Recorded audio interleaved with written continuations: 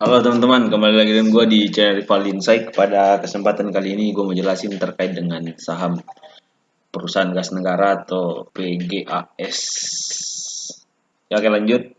Yang belum subscribe bisa di subscribe dulu nih di channelnya. Kebetulan gue masih ngembangin channel gue, ya udahlah ya, lanjut. Nah, kalau misal gue menganalisis terkait dengan saham, pasti gue melihat dulu nih dari secara time frame yang lebih besarnya tuh saham yang sedang atau yang ingin kita beli itu seperti apa.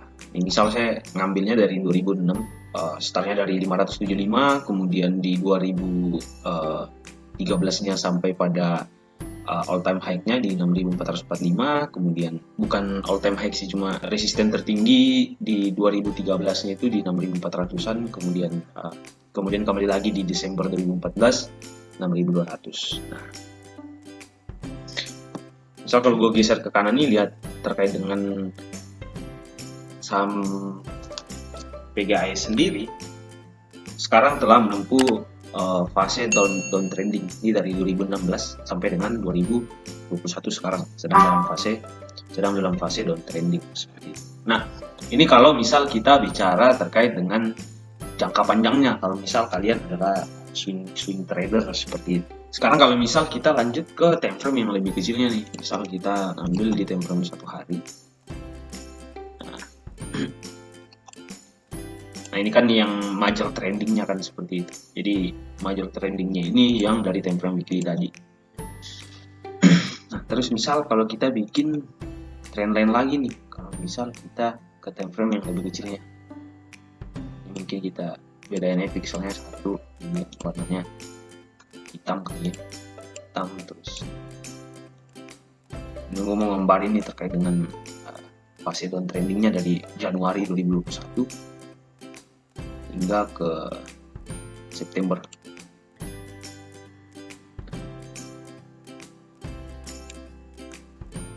Kemudian kita dapat fase konsolidasinya tuh di area sini. Kita dapat area konsolidasi tuh di area sini. Ini bisa terusin sih. Nah, fase konsolidasi adalah fase di mana terjadi jual beli, atau kalau misal bahasa sahamnya itu terjadi fase akumulasi, kemudian nantinya setelah terjadi break baru akan terjadi fase partisipasi publik seperti itu. Nah, breaknya di mana? Breaknya itu di September, tanggal awal September terjadi break. Kemudian ketika terjadi break, membuat beberapa bottom yang akan menjadi penunjang untuk kenaikan dari saham gas itu sendiri. Nah, misal kalau kita tarik, ini merupakan, kalau masih ingat atau yang udah sering lihat analisa saya, ini merupakan area support become resistant atau area SBR. Area SBR adalah area yang dulunya support, sekarang menjadi area resisten. Nah, seperti itu. Ini merupakan area SBR. Bisa ditandain misal SBR.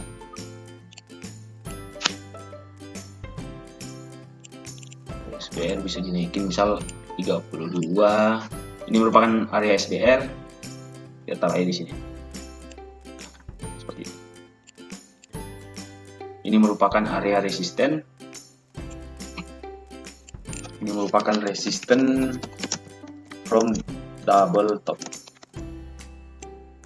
Yang udah sering lihat analisis saya, ini merupakan area resisten yang cukup kuat ketika dalam fase reversal atau pembalikan arah dari uptrending yang ada di sini menjadi downtrending seperti itu. Kemudian kita bisa buat, ini merupakan area RPS yang dulunya resisten, sekarang berubah menjadi support. Ini RPS. Biar gampang gua ganti warnanya kali. Resisten bukan support merah sih. Nah, Kenapa saya ngambil di sini sebagai zona RBS-nya? Karena terjadi fase double top nih di sini nih. Jadi ini saya mau menganalisis bahwa ini merupakan area RBS yang cukup kuat untuk kita jadikan pedoman nantinya untuk mengambil keputusan. Nah, kalau yang ini saya mengambil zona SBR-nya yang di sini karena kalau misal kita lihat di sini itu ada zona support terdahulu, kemudian di sini ada resisten yang terjadi dalam bulan atau beberapa hari belakangan ini. Seperti itu bisa kita lihat dari 6 Oktober nih. Kalau misal kita lihat di sini kan 6 Oktober sampai dengan 25 Oktober sekarang. Nah, sekarang kita lanjut kemana saham PGAS selanjutnya.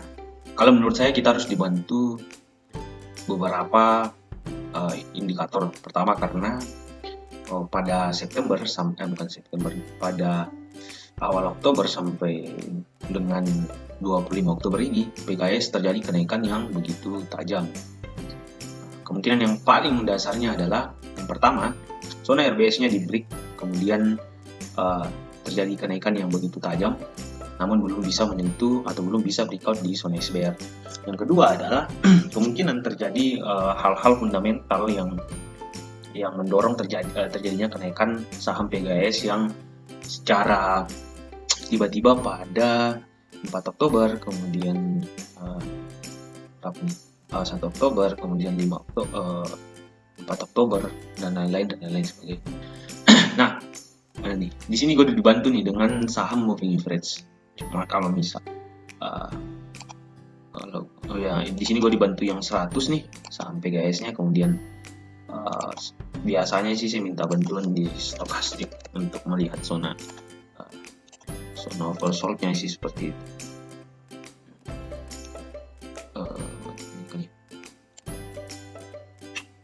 Gue ganti settingnya jadi 833. Ini ganti settingnya di 833 nih.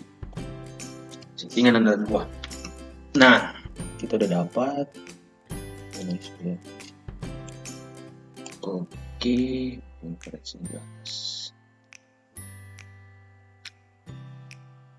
nah, di sini kita udah bisa membuat mapping nih. Kira-kira si saham PGAS-nya bakal kemana nih kira-kira. Nah, lanjut ya.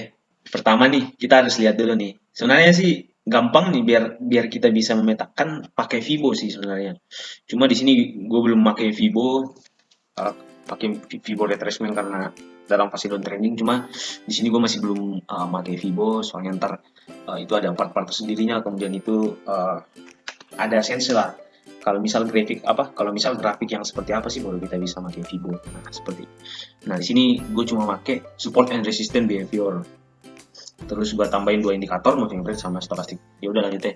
Kita harus memetakan nih kira-kira si PGAS-nya ini bakal kemana nih. Gitu kan yang paling intinya kan. Terus ini di sini. Cuma kalau yang tadi gue bilang kalau kita ambil lagi, sebenarnya kita harus ngambil lagi sih di sini. Ini sebagai area kritis aja gitu. Mungkin kita bisa pakai yang lebih tipis lah dari sini. Ini tuh kita ngambil dari lower height namanya. Pengambilan garisnya dari lower height. Karena fasenya kan downtrending. Di video gue yang terkait dengan belajar saham ada nih sebenarnya ini pembelajaran terkait support and resistance, kalau nggak salah gue tuh di bab 9 nanti diajarin tuh lower high, kemudian lower, kemudian kalau misalnya yang uptrending itu higher low, higher high, nah gitulah pokoknya intinya. Nah, di sini karena kita downtrending, makanya gue pakai lower high semua nih. Nah, di sini kita udah bisa memetakan nih kira-kira sampai guys bakal kemana gitu. Oke, kita lanjut. Nah, sekarang kita mau memetakan nih terkait dengan kemana sih saham PGAS akan berlabuh aja. Nah, oke. Pertama kalau misal si saham PGAS menembus zona SBR-nya, maka zona tertinggi yang akan dilewati sebelum mencapai resisten dari double top sebelumnya adalah tren penurunan dari yang weekly tadi tuh, yang kita udah tarik dari weekly, downtrend yang ada di weekly. Nah, cuma kalau misal si SBR-nya ditolak, karena kita udah lihat nih, ada 1, 2, 3, 4, 5, 6, 7. Ada 7 candle di time frame daily untuk mencoba melakukan break di zona SBR. Tapi tentu itu sulit tentu itu merupakan sulit. Namun kalau misal di break, nah itu merupakan sinyal buy atau sinyal up yang sangat kuat. Makanya saya berani mapping bisa sampai ke 1700 atau misal kalau misal di area sini berarti 1680 dan seterusnya. Nah, bagaimana kalau misal ke bawah nih? Ini kan udah di break nih, area ini kan, area lower high yang di 1400 nih, udah 1490 kan udah di break. Terus ini juga udah sempat di break walaupun terjadi wipe show. Nah, ini namanya fake out namanya. Jadi nggak terjadi breakout. Namun ada candle yang menembus area tersebut. Nah, berarti kan kita tujuannya kan di sini kan, zona lower high sebelum zona RBS seperti di 1335. Nah, kalau misal dia turun sampai di sini, berarti kemungkinannya bisa break lagi menuju ke 1255 atau misal dia rebound kemudian mencoba menembus lower high-nya di 1420.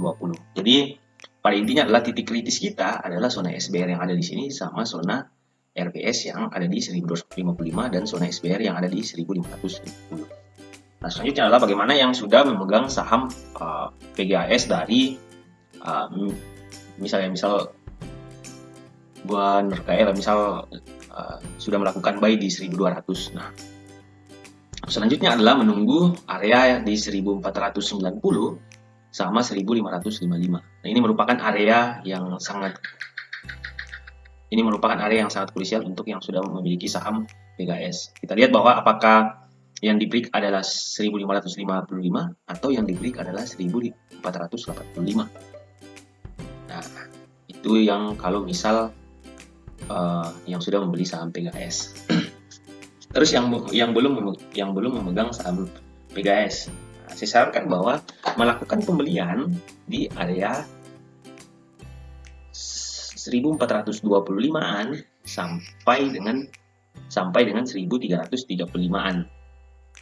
1255. Dengan stop loss di RBS 1255 atau misal diturunin dikit ke 1230. Nah, bagaimana kalau misal area SBR di break? Kita nggak sempat membeli tuh, kan nggak sempat turun lagi dan kita nggak sempat membeli bagi calon pembeli kan. Nah, ketika terjadi break di area SBR, maka bisa melakukan pembelian di 1575 sampai dengan 1600 dengan target profit di 1700 dan stop loss di 1425.